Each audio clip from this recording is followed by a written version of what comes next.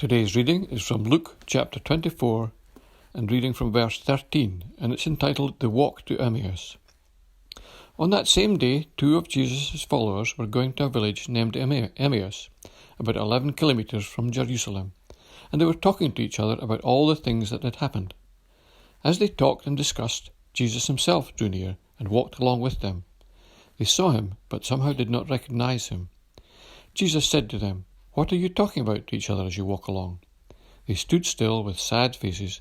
One of them, named Cleopas, asked him, "Are you the only visitor in Jerusalem who doesn't know the things that have been happening there these last few days?" "What things?" he asked.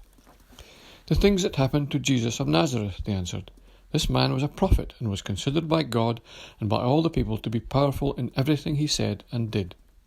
Our chief priests and rulers handed him over to be sentenced to death, and he was crucified. And we had hoped that he would be the one who was going to set Israel free. Besides all that, this is now the third day since it happened. Some of the women of our group surprised us. They went at dawn to the tomb, but could not find his body. They came back saying they had seen a vision of angels, who told them that he is alive. Some of our group went to the tomb and found it exactly as the women had said, but they did not see him." Then Jesus said to them, "How foolish you are! How slow you are to believe everything the prophets said! Was it not necessary for the Messiah to suffer these things, and then to enter his glory?"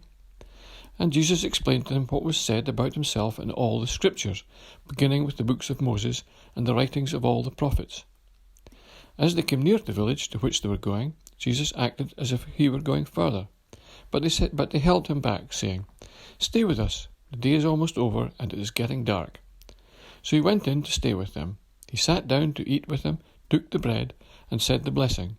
Then he broke the bread and gave it to them. Then their eyes were opened, and they recognized him, but he disappeared from their sight. They said to each other, "Wasn't it like a fire burning in us when he talked to us on the road and explained the Scriptures to us?"